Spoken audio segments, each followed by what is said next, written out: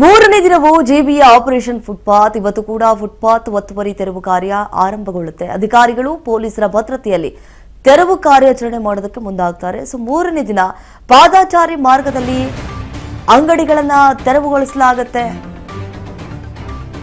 ನೋಡಿ, ಮೂರನೇ ದಿನವೂ ಜೆಬಿಎ ಆಪರೇಷನ್ ಮಾಡೋದಕ್ಕೆ ಮುಂದಾಗ್ತಾ ಇದೆ.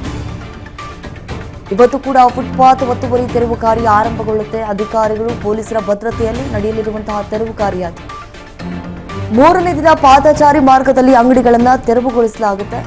ಬೆಂಗಳೂರಿನ 5 ನಗರ ಪಾಲಿಕೆ ವ್ಯಾಪ್ತಿಗಳಲ್ಲಿ ತೆರವು ಕಾರ್ಯಾಚರಣೆ ನಡೆಯಲಿದೆ. ಇವತ್ತು ಕೂಡ ತೆರವು ಕಾರ್ಯ ನಡೆಸಲಿದ್ದಾರೆ ಜೆಬಿ ಅಧಿಕಾರಿಗಳು. ಈಗಾಗಲೇ ಕಟ್ಟುನಿಟ್ಟಿನ ಕ್ರಮವನ್ನು ಕೈಗೊಂಡು, ಯಾಕಂತಂದ್ರೆ ಈ ಹಿಂದೆ 3 ದಿನಗಳ ಹಿಂದೆ ಸಭೆ ಆಗಿದೆ ಇದಕ್ಕೆ ಸಂಬಂಧಪಟ್ಟಂತೆ.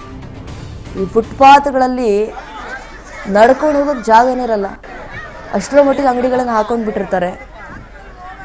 ಮತ್ತೇನಾದರೂ ಅವ್ರಿಗೆ ನಾವು ಕೇಳಿದ್ರೆ ಅವರು ಬೇರೆ ಮತ್ತೆ ಆವಾಜ್ ಹಾಕ್ತಾರೆ. ನಮಗೆ ಸಾಕಷ್ಟು ದೂರುಗಳು ಹೋಗಿದ್ವು. ಈ ರೀತಿಯಾಗಿ ಆಗಬಾರ್ದು ಅನ್ನುವಂತಹ ಕಾರಣಕ್ಕಾಗಿ, ಯಾಕಂತಂದರೆ ಫುಟ್ಪಾತ್ಗಳಲ್ಲಿ ಅಂಗಡಿಗಳನ್ನು ಹಾಕೊಂಡು ಬಿಟ್ರೆ ಆ ಪಾದಚಾರಿಗಳು ರಸ್ತೆಯಲ್ಲಿ ನಡೆದಾಡ್ಕೊಂಡು ಹೋಗಬೇಕಾಗತ್ತೆ. ಇದರಿಂದ ಅಪಘಾತಗಳ ಸಂಖ್ಯೆ ಜಾಸ್ತಿ ಆಗತ್ತೆ. ಇವ್ಯಾವುದು ಕೂಡ ಆಗಬಾರ್ದು ಅನ್ನುವಂತಹ ನಿಟ್ಟಿನಲ್ಲಿ ಬಹಳಷ್ಟು ಮುಂಜಾಗ್ರತಾ ಕ್ರಮವಾಗಿ ಈಗ ಆಪರೇಷನ್ ಫುಟ್ಪಾತ್ ಮಾಡೋದಕ್ಕೆ ಮುಂದಾಗಿದೆ ಸರ್ಕಾರ.